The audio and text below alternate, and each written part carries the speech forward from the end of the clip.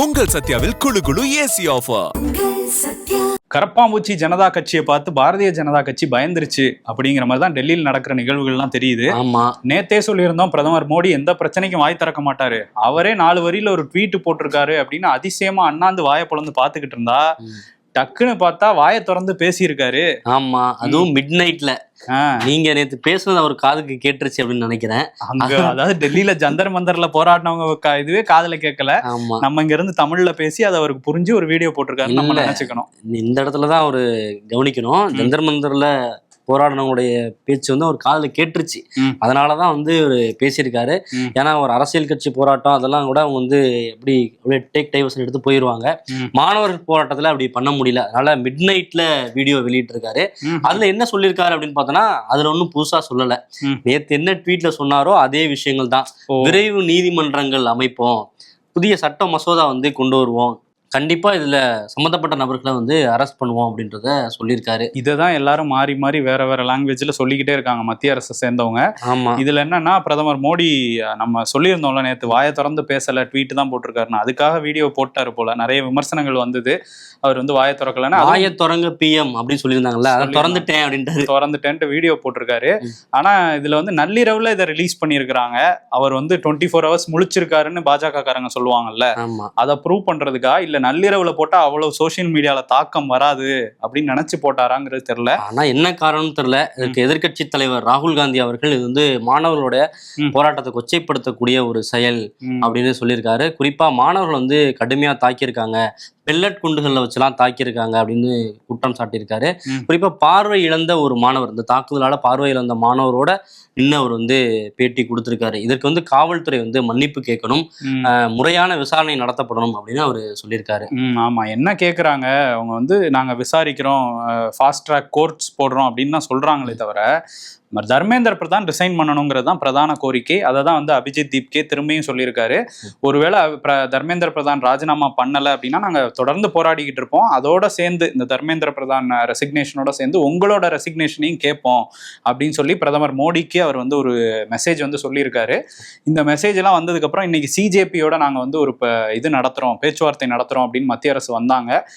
இதில் என்னன்னா நீங்கள் உங்கள் அமைச்சர் இல்லத்துக்கோ இல்லை அலுவலகத்துக்கோலாம் வர முடியாது, ஒரு பொதுவான இடத்துல நடத்தலாங்கிற மாதிரிலாம் சொல்லியிருந்தாங்க. ஸோ அந்த பேச்சுவார்த்தை ஒரு பக்கம் நடந்துகிட்டு இருக்க, இன்னொரு பக்கம் வந்து மத்திய அமைச்சரவை கூட்டத்தில் ஒரு முடிவு எடுப்போம் தான் அந்த வீடியோவில் வந்து சொல்லியிருந்தார். நாளைக்கு கேபினெட்ல ஒரு முக்கியமான முடிவு அப்படின்லாம் சொல்லியிருந்தாங்க. அது என்ன முடிவுன்னா அது வந்து வினாத்தாள் கசிவு பத்தின ஒரு மசோதாவை வந்து கொண்டு வர போறாங்களாம். பிரதமர் மோடி ட்வீட்ல என்ன சொன்னாரோ வீடியோல என்ன சொன்னாரோ அதேதான் அமைச்சரவை கூட்டத்திலையும் சொல்லியிருக்காரு. அதை தான் அஸ்வினி வைஷ்ணவ் நம்ம கிட்ட சொல்றாரு. அதுல வந்து நாங்க கொண்டு வருவோம், அந்த மசோதால வந்து கடுமையான தண்டனைகள், அதிகபட்ச சிறை தண்டனை இதெல்லாம் நீட் பேப்பர் லீக்ல, அதாவது எந்த பேப்பர் லீக் ஆச்சுனாலும் அதுல வந்து இருக்கும், அந்த மாதிரியான கடுமையான தண்டனை இருக்கும், அதுக்கு தான் அந்த மசோதா அப்படின்னு சொல்றாங்க. இதுவரை நடந்த பிரச்சனைக்கு என்ன தீர்வு? 20 மாணவர்களோட உயிர் பரிதாபமா போயிருக்கு, நீங்க வந்து போட்டு மாணவர்கள் அடின்னு அடிச்சிருக்கீங்க, இதுக்கெல்லாம் என்ன பதில்னு கேட்டா அதுக்கெல்லாம் எந்த பதிலும் இல்லை. பட் இதுல ரொம்ப நோட் பண்ண வேண்டிய ஒரு விஷயம் என்னன்னா மத்திய அரசு பயந்துருக்காங்க அப்படிங்கிறது. ஏன்னா இதுக்கு முன்னாடி விவசாயிகள் போராட்டத்துல அசராதவங்க மாணவர்கள் போராட்டத்தை பார்த்து ஒரு மாதிரி அவங்க அந்த 56 இன்ச் ஆட்டங்கன்றுச்சுன்னு தான் சொல்லணும். ஆமா, ஏன்னா இன்னொரு பக்கம் ஆரம்பத்துல சொல்லிலாம் பார்த்தாங்க, இது வந்து மாணவர்கள் போராட்டம் இல்லை, குண்டர்கள் வந்து உள்ள பூந்திருக்காங்க அப்படின்லாம் சொல்லி பார்த்தாங்க. அது ஒர்க் அவுட் ஆகலை. இப்போ கடைசியில் அவங்க வந்து விளக்கம் கொடுக்கறது, எல்லாரும் இறங்கி வரதை பார்த்தா அவங்க உண்மையிலேயே பயந்துட்டாங்க அப்படின்னு தான் தோணுது. இன்னொரு பக்கம் ஹாஸ்பிட்டலுக்கே போய் சோனம் வான்சுக வந்து பார்த்துருக்காங்க. ஆமா, அது வந்து ஜேபி நட்டா வந்து போய் பார்த்துருக்காரு. அதுல வந்து அவங்க மத்திய அரசு தரப்புல போனவங்கலாம் நீங்க உண்ணாவிரத்தை முடிச்சுக்கணும் அப்படின்னு சொல்லியிருந்தாங்க. அதை ஏத்துக்கிட்டு வந்து முடிச்சிருக்காரு. அவர்கிட்ட சில வாக்குறுதிகளை கொடுத்துருக்காங்க. என்னன்னா டெல்லியில அந்த ஜந்தர் மந்தர்ல போராடுற மாணவர்கள் மேல எந்த ஒரு வழக்கும் பதியப்படாது அப்படின்னு சொல்லியிருக்காங்க. அதே நேரத்துல மாணவர்களுக்கு இழப்பீடு கொடுக்கணும், 1 கோடி ரூபாய் இழப்பீடு ஒவ்வொரு குடும்பத்துக்கும் கொடுக்கணும்னு சொல்லியிருந்தாங்கல்ல. நீட் தேர்வால பாதிக்கப்பட்டு அதாவது தற்கொலை செய்து கொண்ட மாணவர்களோட குடும்பங்களுக்கு கொடுக்கணும் அப்படின்னு சொன்னதை பரிசீலனை பண்ணுவோம் அப்படின்னு தான் சொல்லியிருக்காங்க. இந்த தர்மேந்திர பிரதான் ரெசிக்னேஷனை பத்தி அங்கேயுமே பேசல. பட் சோனம் வாங்சுக் வந்து அந்த உண்ணாவிரத போராட்டத்தை முடிச்சாலும் நான் என்னோட போராட்டம் வந்து தொடரும் அறவழியில அப்படின்னு சொல்லியிருக்காரு. அதை அபிஜித் தீப்கேவும் வரவேற்றிருந்தாரு. வரவேற்றது மட்டும் இல்லாம இங்கே நாடு முழுவதும் நம்ம வந்து போராட்டம் நடத்தணும், இது வந்து எல்லா மாணவர் அமைப்புகளும் ஒன்று சேர்ந்து வாங்கலாம் சொல்லியிருந்தாங்க. அது இந்தியா முழுக்க வந்து நடந்திருக்கு. தமிழ்நாட்டிலையும் பச்சையப்பன் கல்லூரி, லயோலா கல்லூரி இங்கெல்லாம் வந்து போராட்டங்கள் வந்து நடந்துகிட்டு தான் இருக்குது. ஆமா, பச்சையப்பன் கல்லூரி, லயோலா கல்லூரியில ஆரம்பத்துல நுழைவாயில தான் போராட்டம் பண்ண பண்ணாங்க. இப்போ காவல்துறையினர் வேண்டுகோளுக்கு இணங்க அப்புறம் உள்ளிருப்பு போராட்டமா அதை மாத்திட்டாங்க. ஓகே. ஆமா, இதெல்லாம் நடந்துகிட்டு இருக்கிற ஒரு சமயத்துல சோனம் வாங்சுக்கோட மனைவி அவங்க ஒரு கருத்து கீதாஞ்சலி, சொல்லியிருக்காங்க. ஆமா, அவங்களும் பேசியிருக்காங்க. குறிப்பா இந்த விவகாரத்துல காங்கிரஸ் ஒரு பக்கம் ஸ்கோர் பண்றத பார்க்க முடியுது. ஆமா. தொடர்ந்து பிஜேபி காங்கிரஸ் வந்து குற்றம் சாட்டிட்டே இருந்தாங்க. இவங்க வந்து இதுல வந்து அரசியல் பண்ண பாக்குறாங்க, இந்த காக்ரோச் ஜனதா பார்ட்டி பின்னாடி ஏறி சவாரி பண்ண பாக்குறாங்க அப்படின்ற மாதிரிலாம் விமர்சனங்கள் சொல்லியிருந்தாங்க. ஆமா. அதை சோனம் வான்சுக் மனைவி அவங்களுமே வந்து அவங்களுடைய கருத்துக்களுமே வந்து சொல்லுது. என்ன சொல்றாங்க அப்படின்னா, அவர் வந்து ஜந்தர் மந்தருக்கு போய் மாணவர்களோட போராட்டத்துக்கு வந்து ஆதரவு தெரிவிச்சிருக்கணும். அதை விட்டுட்டு பிரதமர் மோடி வீட்டு முன்னாடி வந்து ஆர்ப்பாட்டம் நடத்துறது அப்படின்றது வந்து நேர்மையற்ற ஒரு செயல் அப்படின்னு அவங்க சொல்லியிருக்காங்க. கண்டனம் மாதிரி ஒரு ஹார்ஷாவே சொல்லியிருக்காங்க. ஆமா. நேற்று இரவு அவங்க எல்லாம் வந்து காந்தி கொலை செய்யப்பட்ட அந்த இடத்துக்கு, நம்ம நாட்டோட தேசத்தந்தை மகாத்மா காந்தி கொல்லப்பட்ட இடத்துக்கே போய் அங்க வந்து போராட்டம்லாம் நடத்தியிருக்காங்க. ஆமா, தேசிய கீதம்லாம் பாடிட்டே போயிருக்காங்க. ஆரம்பத்துல அங்க ராகுல் காந்தி அவரோட வீட்டுல இருந்தே நடந்து போலான்னு ட்ரை பண்ணியிருக்காங்க.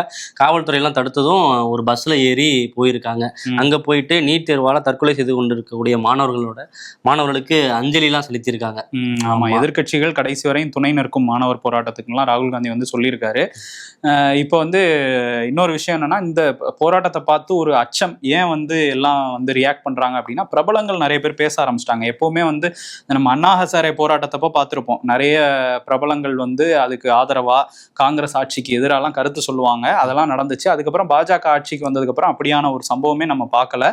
வெகு சில பிரபலங்கள் தான் எதிர்த்து பேசிட்டு இருந்தாங்க. ஆனா இந்த விஷயத்துல வந்து நிறைய பிரபலங்கள் அதுவும் வந்து பாஜக அரசாங்கத்துக்கு ஆதரவா பேசின பிரபலங்களே வந்து பேச ஆரம்பிச்சிருக்காங்க. சச்சின் டெண்டுல்கர், விராட் கோலியில் ஆரம்பிச்சு மம்மூட்டி, அப்புறம் வந்து இங்கே கூட நடிகை அபிராமி பேசியிருக்காங்க.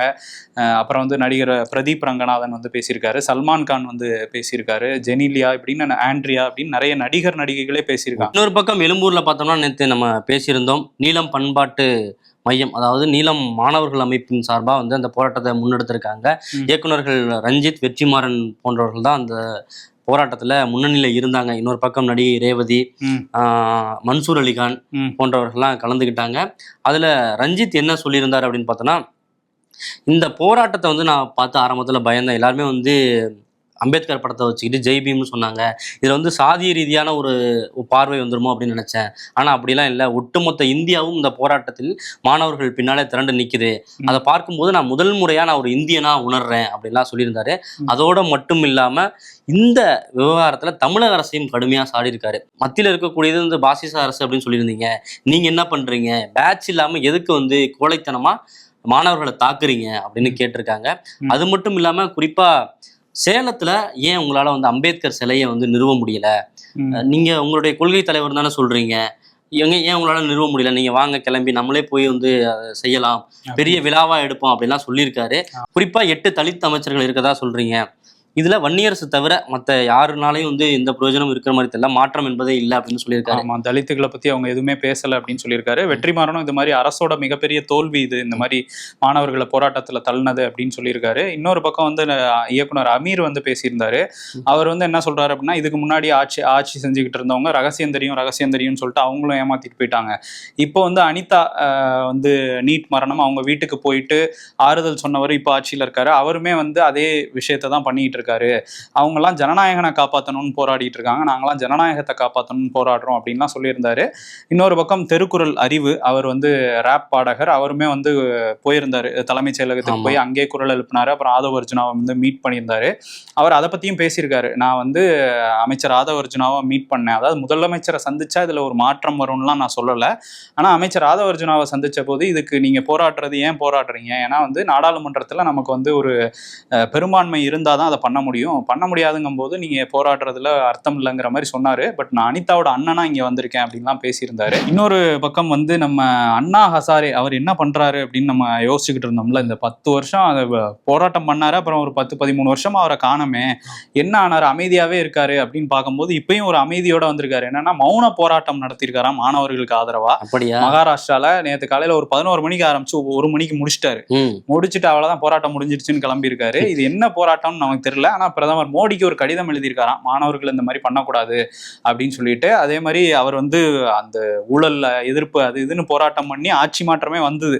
அதுக்கப்புறம் அமைதியானவர் தான். இப்ப திரும்ப அமைதியே ஒரு வழியா எடுத்துட்டு வந்து போராடி இருக்காரு. அவர் கவனத்துக்கும் போயிருக்குன்னு நினைக்கிறேன். அண்ணா ஹசாரே தேடிட்டு இருக்காங்க, என்ன பண்ணிட்டு இருக்காருன்னு மக்கள்லாம் யோசிக்கிறாங்கன்னு போயிருக்குன்னு நினைக்கிறேன். அதனால ஒரு அடையாள போராட்டமா அதை முன்னெடுத்திருப்பாரு, பண்ணியிருக்காரு. சரி, ஓகே. இன்னொரு பக்கம் வந்து முரளி மனோகர் ஜோஷி, பாஜகவோட மூத்த தலைவர், அவரே வந்து அடக்குமுறைக்குள்ள போனோம்னா நம்ம நாட்டு வளர்ச்சியில போகாது, மாணவர்களோட குரல்களை கேட்கணுங்கிற மாதிரி அவரே மோடிஜிக்கு அட்வைஸ் பண்ணியிருக்காருன்னு நினைக்கிறேன். பாஜகக்குள்ள இருந்தே குரல் எழும்பியிருக்கு. இன்னொரு பக்கம் உச்சநீதிமன்றம் அங்க வந்து அந்த வழக்கு மாணவர்கள் தாக்குனது, நீட் பேப்பர் லீக் விவகாரம், இதெல்லாம் வந்து வந்திருந்தது. இந்த நீட் பேப்பர் லீக்ல நம்ம வந்து எவ்வளவு ரொம்ப சிறப்பா செயல்படணுங்கிறத நீதிபதிகள் சொன்னாங்க. குறிப்பா விமானப்படையை வச்சு பேப்பர்ஸ்லாம் எடுத்துட்டு போக முடியுமா, அந்த அளவுக்குலாம் கேள்விகள்லாம் கேட்டுட்டு இதுல விரிவான பதில் மனு தாக்கல் பண்ணணும் ஒன்றிய அரசு அப்படிங்கிற மாதிரி சொல்லியிருக்காங்க. ஆகஸ்ட் 3ஆம் தேதிக்குள்ள இதை வந்து பண்ணணும் அப்படிங்கிற மாதிரி சொல்லியிருக்காங்க. பாப்போம் என்ன பண்றாங்கன்னு. திரும்ப விசாரணைக்கு ஆகஸ்ட் 3 வருது. டெல்லி உயர்நீதிமன்றம் அவங்க வந்து என்னன்னா, ஏற்கனவே பிரதமர் மோடி விரைவு நீதிமன்றம் சொல்லியிருந்தாருல, அதை அமைச்சிருக்காங்க. அதுக்கு அமைச்ச அனு குரோவருங்கிறவங்கள ஜட்ஜாவும் போட்டிருக்காங்க. இதுக்கு முன்னாடி யார் யார் லீக் பண்ணாங்களோ அவங்கெல்லாம் வந்து கடுமையான தண்டனைக்கு கண்டிப்பா ஆளாகணும். இதுக்கு பொறுப்பான தர்மேந்திர பிரதானும் பதவி விலகணும். அதுவரை நாங்க இந்த இடத்த விட்டு களைய மாட்டோங்கிறத அபிஜித் தீப்கே வந்து சொல்லிட்டாரு வெளிப்படையா. இதுக்கு மேலேயும் என்ன வெயிட் பண்றாங்க, எதுக்கு அவரை காப்பாற்ற நினைக்கிறாங்க அப்படிங்கறத மாணவர்களோட கேள்வியா இருக்கு. இன்னொரு பக்கம் அவசர சட்டம், கடுமையான தண்டனை அப்படிலாம் வந்து பாஜக சொன்னாலும் அதை மாணவர்கள் ஏற்கிறதுக்கு தயாரா இல்லை அப்படிங்கிறது தான் இதன் மூலமா தெரிஞ்சுக்க முடியுது. ஜென்சியை பார்த்து கொஞ்சம் பயந்துருக்காங்க. வெளிநாடுகள்லையும் நம்ம பார்த்தோம், இலங்கையில பார்த்தோம், நேபாளில பார்த்தோம். தமிழ்நாடு ஆட்சி மாற்றம் கூட அவங்களுக்கு வந்து ஒரு வகையான ஒரு மெசேஜை கொடுத்ததுனாலதான் இந்த அளவுக்கு இறங்கி வந்திருக்காங்க. தர்மேந்திர பிரதான் பதவி விலகணும்னு ஒரு கோரிக்கை வைக்கிறாங்க. அதை ஏத்துக்கிறாங்களா இல்லையாங்கிறத வெயிட் பண்ணி பார்ப்போம். ஒரு பக்கம் போராட்டம் தீவிரமடைஞ்சிட்டு இருக்கக்கூடிய சூழ்நிலை, இந்த போராட்டத்தை எப்படியாவது கட்டுக்குள்ள கொண்டு வந்துடணும், முடைக்கணும் அப்படின்னு அரசாங்கம் முயற்சி பண்ணிட்டு இருக்கு. குறிப்பா டெல்லி அரசாங்கம், டெல்லி மாநகராட்சி கனாட் பிளேஸ் அப்படிங்கிற ஒரு பகுதியில அங்க இருக்கக்கூடிய கடைகள் எல்லாம் மூடுறதுக்கு உத்தரவிட்டு இருக்காங்க. நேற்று 6 மணிக்குள்ள மூடிடணும் கடைகள், ஹோட்டல்கள், மால்கள், அரசு அலுவலகங்கள் எல்லாத்தையும் மூடிடணும் அப்படின்னு சொல்லி ஒரு அறிவிப்பு கொடுத்துருக்காங்க. லாக்டவுன் அறிவிக்கப்படாத லாக்டவுன் மாதிரி இருக்கு. ஏன்னா கடைகள்ல மாணவர்களுக்கு எதுவும் கிடைக்கக்கூடாது, அடிப்படை வசதிங்கிறதா அவங்களோட எண்ணம். நிறைய பேர் வந்து இந்த ஃபுட் டெலிவரி ஆப்ஸ்ல வந்து ஆர்டர் பண்ணி நீங்க யார் வேணா எடுத்துக்கலாம்னு அங்க தண்ணீர் பாட்டிலா இருக்கட்டும் இதெல்லாம் அனுப்பிச்சிட்டு இருக்காங்க. ஆமா, கடந்த சில நாட்களா அப்படி அனுப்பிச்சிட்டு இருக்காங்க. கடை இருந்தா தானே அனுப்புவீங்க அப்படின்ற அடிப்படையில அதை மூடி பார்த்துருக்காங்க. அதான் எப்படியாவது இந்த போராட்டத்தை கலைக்கணும். ஏன்னா போராட்டம்ங்கிறது பிரதமர் மோடிக்கு பிடிக்காது. பிரதமர் மோடிக்கு பிடிக்காத இடம் என்னங்கிறதும் நமக்கு இப்ப தெரிஞ்சிருச்சு. ஜந்தர் மந்தர்னாலே அவருக்கு ஆகாது. சரி, ஓகே. இன்னொரு பக்கம் வந்து பிடிக்காத பூச்சி என்னங்கிறதையும் தெரிஞ்சுக்கிறோம், கரப்பான் பூச்சி. சரி, இதெல்லாம் இருக்கு. இந்த டெல்லி பல்கலைக்கழகம் இருக்காங்கல்ல, அவங்க சர்ச்சையா ஒரு சுற்றறிக்கை விட்டுருக்காங்க. மாணவர்கள் யாரும் இந்த மாதிரி அன்லாஃபுல்லான இந்த போராட்டங்கள், சட்டவிரோதமான போராட்டங்கள்லாம் கலந்துக்க கூடாது, ஜந்தர் மந்தருக்கு போகக்கூடாது அப்படிங்கிற மாதிரி போனா அதுக்கு பின் விளைவுகளை சந்திக்க நேரிடுங்கிற மாதிரி ஒரு சுற்றறிக்கை. அதுவும் ஒரு வேண மிரட்டல் தான். அது வந்து ராகுல் காந்தி இது எப்படி சொல்லலாம், என்ன தைரியம் உங்களுக்கு இப்படி சொல்றதுக்குங்கிற மாதிரி ஜனநாயக உரிமையை பறிக்க பாக்குது இந்த சுற்றறிக்கைன்னு சொல்லி ஒரு எச்சரிக்கை மாதிரி அவர் ஒரு பதிவு போட்டிருக்காரு. எல்லாத்துக்கும் நீங்க ஒரு நாள் பதில் சொல்ல வேண்டிய தேவை இருக்கு அப்படின்லாம் சொல்லியிருக்காரு. சரி, நாடாளுமன்றத்துக்கு வருவோம். அங்க வந்து 4 நாளா ஒன்றும் நடக்கல, இன்னைக்கும் ஒன்றும் நடக்கல. ஏன்னா வந்து அமளி அது இதுன்னு போய்கிட்டு இருக்கு. ராஜினாமா பண்ண உடனே தான் நாங்க பேச்சுக்கே வருவோம் அப்படின்னு சொல்லியிருக்காங்க. இப்போ இன்னைக்குமே வந்து எதிர்கட்சி எம்பிக்கள் வந்து அங்க போராட்டம் நடத்தியிருக்காங்க நாடாளுமன்ற வளாகத்துல. ஆமா, முதல்வர் விஜய் மேகதாது விவகாரத்துல என்ன பண்ண போறாரு அப்படிங்கிற ஒரு எதிர்பார்ப்பு இருக்கு. ஏன்னா வந்து விவசாயிகளுக்கு தண்ணீர் இல்லாம டெல்டா பக்கம் எவ்வளவு கஷ்டப்படுறாங்கிறத நம்ம பார்த்துட்டு இருக்கோம். ஆனா அதெல்லாம் அட்ரஸ் பண்ணாம தான் இந்த தாவேக அரசு அப்படியே கடந்து போயிட்டே இருக்காங்கிற குற்றச்சாட்டு இருக்கு.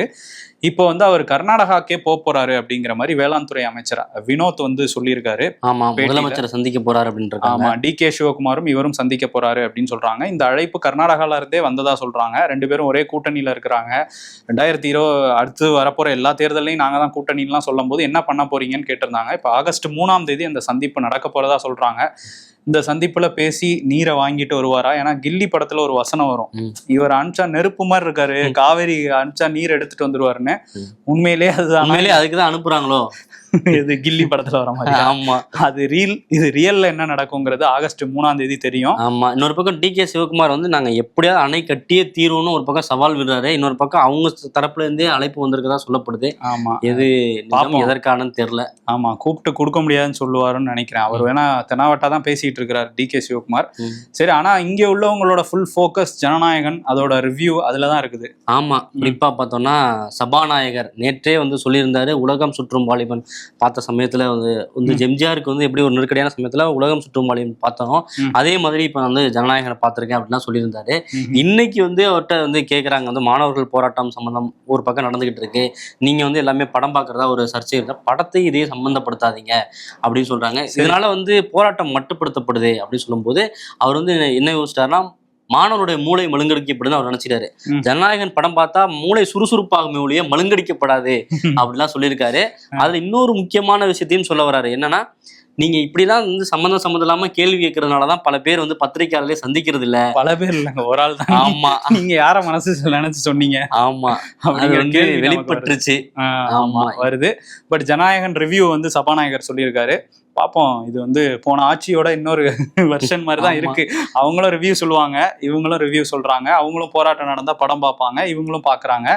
சரி, ஓகே, படம் பாக்குறீங்க, அது ஓகே. ஆனா இந்த பக்கம் தாவேகா சார்பில் என்ன போராட்டத்தை முன்னெடுத்தாங்க? நீட் ஒழிப்பு தான் எங்களோட அஜெண்டாவும் சொல்றீங்க. அப்ப நீட் ஒழிப்புக்காக இந்த சமயத்துல உங்க மாணவர் அணியோ உங்க இளைஞர் அணியோ என்ன போராட்டத்தை முன்னெடுத்தாங்க அப்படி ஒண்ணு கவனிக்கலன்னு நினைக்கிறேன். இந்த நடிகர்கள் போராட்டம், இயக்குநர்கள் போராட்டம் கலந்துட்டாங்கல்ல, அதுல மன்சூர் அலிகானும் கலந்துக்கிட்டாரு. ஓ, அவர் வந்து தாவேக்கால இருக்கனால அதுல வரும். ஆமா, சொன்னாலும் சொல்லுவாங்கல்ல, எங்க கட்சியில ஒருத்தர் அனுப்பிச்சு விட்டாரு. நம்மளே ஒரு நியாயமான கேள்வியை முன்வைக்கும் போது பாயிண்ட் ஏன் எடுத்து கொடுக்குறீங்க, இதை சொல்லிடுவாங்க.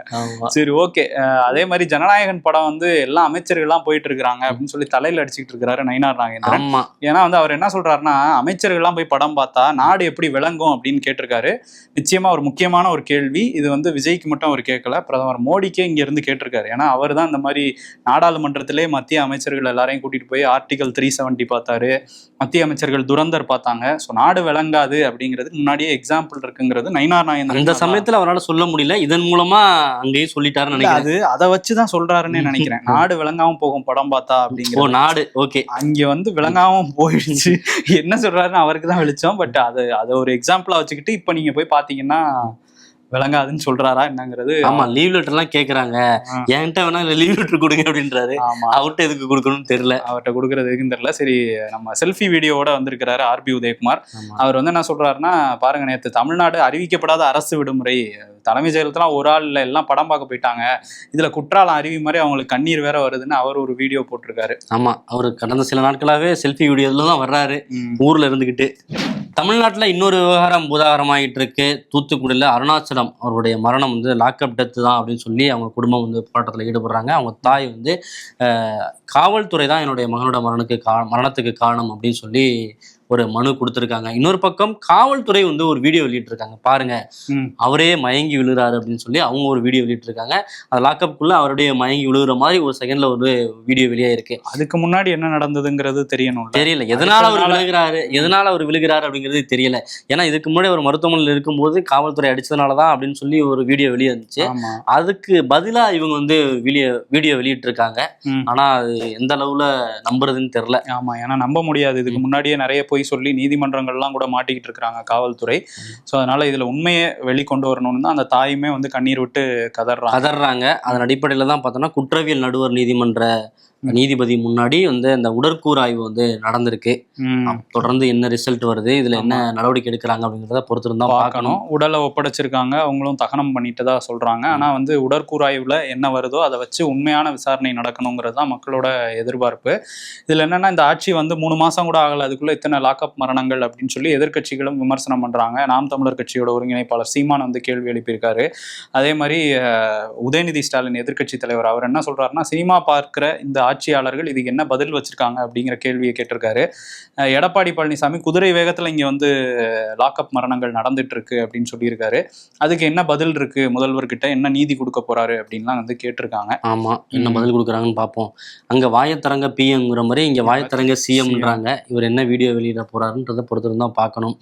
அதிமுகல இருந்து விலகுவாங்க, அடுத்த சனிக்கிழமை போய் பனையூர்ல சேருவாங்க. இது ஒரு ரிப்பீட் மோட்ல போயிட்டே இருந்தது. ஆமா, அது ஒரு தொடர்கதை தான். அதிமுக ஒரு தொடர்கதை, அவள் ஒரு தொடர்கதை இல்ல, அதிமுக ஒரு தொடர்கதை தான் போயிட்டு இருக்கு. விலகல், அதுல இருந்து விலகிறது ஒரு தொடர்கதை. அதுல வந்து இந்த கதையில நானும் இணைஞ்சுக்கிறேன் அப்படின்னு சொல்லி சிங்கை ராமச்சந்திரன் இவர் வந்து சோசியல் மீடியாலாம் இது பண்ணிட்டு இருந்தாரு. கோயம்புத்தூர்ல ஓரளவு நோன் ஃபேஸா இருந்தாரு. ஐடி விங்லலாம் கூட சிறப்பா செயல்பட்டாருன்னு சொன்னாங்க அந்த தேர்தல் அப்போ. ஆமா, ஜெயலலிதா அவர்களாலே நேரடியா வந்து பதவிக்கு கொண்டு வரப்பட்ட நபர் அவரு. ஆமா, இப்ப வந்து என்ன நடந்திருக்கு அப்படின்னா, அவர் வந்து கட்சியில நிறைய பிரச்சனை இருந்தது, நானும் சொல்லி பார்த்தேன். பட் எனக்கு மனசு கேட்கல, சரியா இல்லை கட்சியில சில நடவடிக்கைகள், அதனால வந்து நான் விலகிக்கிறேன் அப்படின்னு சொல்லிட்டு கட்சியில இருந்து விலகியிருக்காரு. ஆமா, குறிப்பா என்னோட தனிப்பட்ட நலனுக்காகவோ இல்ல பதவி அது மாதிரியான எந்த சுயநலன் சார்ந்து அந்த முடிவு எடுக்கல அப்படின்ற விஷயத்தையும் ஒரு சொல்லியிருக்காரு. மக்கள் நலன் தானா?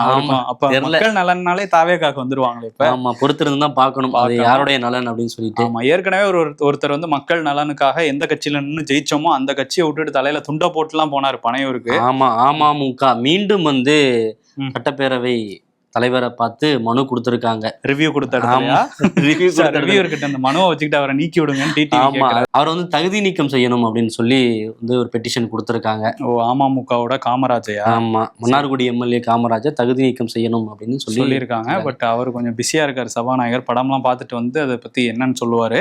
ஆமா, ஏற்கனவே ஆளுநர்கிட்ட புகார் இருக்கு, காவல்துறையில புகார் இருக்கு, எந்த நடவடிக்கையும் எடுக்கப்படல. சரி நானும் வர்றேன் சபாநாயகர்கிட்ட அப்படின்னு சொல்லி டிடிவி தினகரன் சபாநாயகர் போயிருக்காரு. ஆமா, இன்னொரு பக்கம் நடிகர் விமலுக்கு ஓராண்டு சிறைன்னுலாம் சொல்லிட்டு இருக்காங்க. ஆமா, மன்னர் வகைரா அப்படிங்கிற ஒரு படத்துல நடிச்சார் இல்லையா? நடிச்சதுக்காக சிறைக்கு? நடிச்சதுக்காகலாம் இல்ல, அந்த ப்ரொடியூசருக்கு கொடுக்க வேண்டிய தொகையை வந்து கொடுக்கல அப்படின்றதுதான் பிரச்சனையா இருக்கு. தண்டனை எல்லாம் கொடுத்துட்டாங்க நீதிபதி. இந்த சமயத்துல வந்து விமல் தரப்பு கேட்டிருக்காங்க, நாங்க வந்து மேல்முறையீடுக்கு போனோம், அதுக்காக எங்களுக்கு கால அவகாசம் வேணும் அப்படின்னு சொல்லிட்டு அதுக்காக 1 மாத காலம் இந்த தண்டனை வந்து அப்படி நிறுத்தி வச்சிருக்காங்க. மேல்முறையீடு போயிட்டு வாங்க, அது வந்து அங்கே மேல்கோர்ட்ல என்ன சொல்றாங்களோ அதுக்கு ஏற்றப்பல இந்த நடவடிக்கை எடுக்கும் அப்படின்றதான் பார்க்க முடியுது. இன்னொரு பக்கம் இவர் ஜனநாயகன் படத்துல போய் டான்ஸ் ஆடி இருக்காரு. ஓ, ஆடி இருக்காரா? ஆமா, நடிகர் விமலுக்கு வந்து சிறை தண்டனை அப்படின்னு சொல்லி பேப்பர்ல எல்லாம் செய்தி வரு. போன ஆட்சியில திமுக பக்கம் சுத்திக்கிட்டு இருந்தாரு, இப்ப தாவேகா பக்கம் சுத்திக்கிட்டு இருக்காரு. போன ஆட்சியில கடைசியெல்லாம் கொஞ்சம் தாவேகா மேடையிலையும் இருந்தாரு. சரி, ஓகே. ஆனா வந்து நடிச்சதுக்காக சிறை செல்லணும் அப்படின்னா சினிமா விட்டுருங்க, பட் பொதுவா நடிச்சதுக்காக சிறை செல்லணும்னா ஒருத்தர் போக வாய்ப்பு இருக்கா? யாருன்னு எனக்கு தெரியல, நான் உங்கள்கிட்ட கேட்டேன். உங்களுக்கு ஏதாவது தெரிஞ்சுன்னா கமெண்ட்ல சொல்லுங்க. ஆமா, கமெண்ட்ல சொல்லுங்க.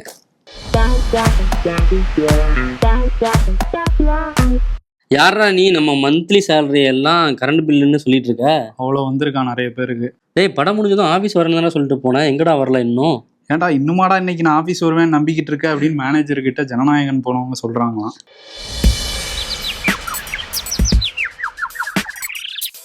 நாம அசிங்கப்பட்ட இடத்துல மீண்டும் அசிங்கப்படக்கூடாதுன்னு நினைக்கிறது நமக்கு நாமே கொடுக்கிற மிகப்பெரிய மோட்டிவேஷன் அப்படின்றாங்க. Me to God.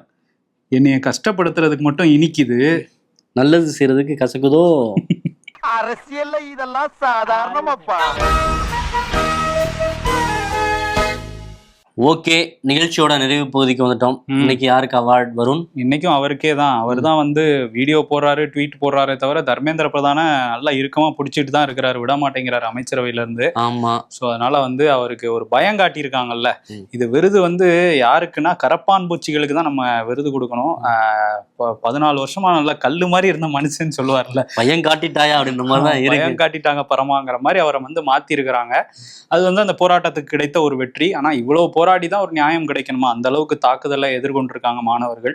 ஸோ அவங்களுக்கு ஒரு நிச்சயமா ஒரு நீதி கிடைக்கணும் அப்படின்னு நாட்டு மக்கள் நினைக்க ஆரம்பிச்சிருக்காங்க. அதனால கரப்பாம்பூச்சினா பயம் அப்படிங்கிற விருதை வந்து பிரதமர் மோடிக்கு நம்ம கொடுத்துடலாம். நன்றி. உங்கள் சத்யாவில் குளு குளு ஏசி ஆஃபர்.